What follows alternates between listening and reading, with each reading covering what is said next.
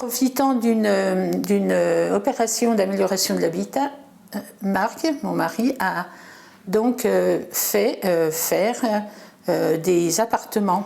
Donc, dans la partie habitation, il y a 3 appartements qui ont été faits avec un maître d'œuvre avec qui il s'est bien entendu. Ça a été un moment voilà, très constructif.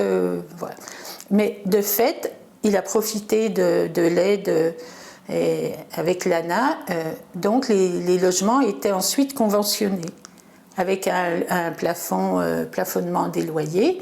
Moi, je suis en contact avec les propriétaires lors de la mobilisation des logements, donc je les rencontre pour leur expliquer ce qu'on est, c'est quoi une agence immobilière sociale. Le social fait toute la différence par rapport à une agence immobilière classique, et je les accompagne à conventionner leur logement si nécessaire, à expliquer toutes les missions et tout ce qu'on peut apporter en termes de sécurisation pour faire du logement social.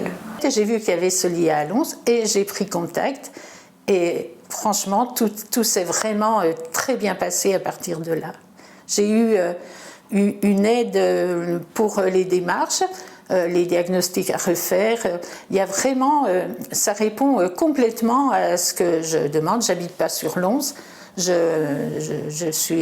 pas énormément de temps disponible et donc j'ai vraiment toute confiance et la gestion est vraiment impeccable. Au premier contact avec le propriétaire, je vais voilà, déjà prendre des renseignements sur le logement et déjà voir si c'est un logement qui correspond à nos besoins et aux besoins des locataires pour lesquels on a des demandes, et aussi vérifier que ce soit un logement qui ait une étiquette énergétique correcte, puisque nous on veut prendre des logements de bonne qualité pour que les charges après des locataires ne soient pas trop élevées. Ensuite, on va aller sur place voir le logement ensemble avec le propriétaire.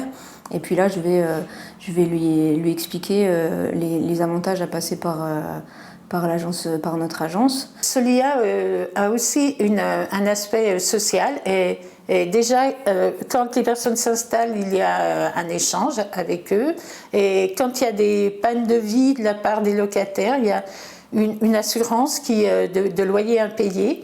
Et je sais qu'il y a aussi une rencontre et essayer de comprendre pourquoi ces personnes se trouvent dans ces difficultés de ne pas pouvoir régler leur loyer à certains moments. Le propriétaire, en passant par nous, si on conventionne son logement, il va pouvoir bénéficier d'avantages fiscaux qui seront plus ou moins intéressants selon sa situation personnelle. Donc on fait une étude de ça au début avec lui. Et puis ensuite, il y a toute la partie sécurisation. Donc en fait, on prend systématiquement la garantie Visale pour tous les locataires qui rentrent dans le parc.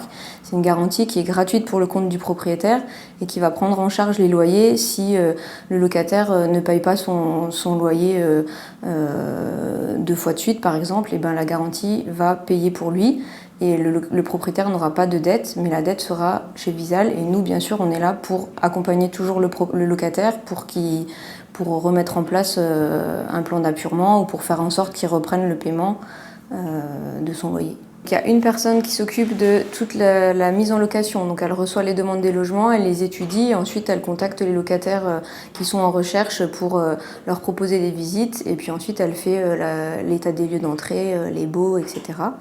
Il y a une personne qui s'occupe plus de tout ce qui est la comptabilité mandante, les encaissements des loyers, etc. La gestion des travaux qui est une grosse partie aussi, tous les petits travaux, les locataires dès qu'ils ont un souci, ils nous contactent, une fuite ou quelque chose, et nous on intervient, on fait appel à une entreprise ou on peut même les aider à remplir leur déclaration de sinistre. Il y a aussi tout ce qui est les régules de charge, donc tous les ans on doit faire les régules de charge pour les locataires.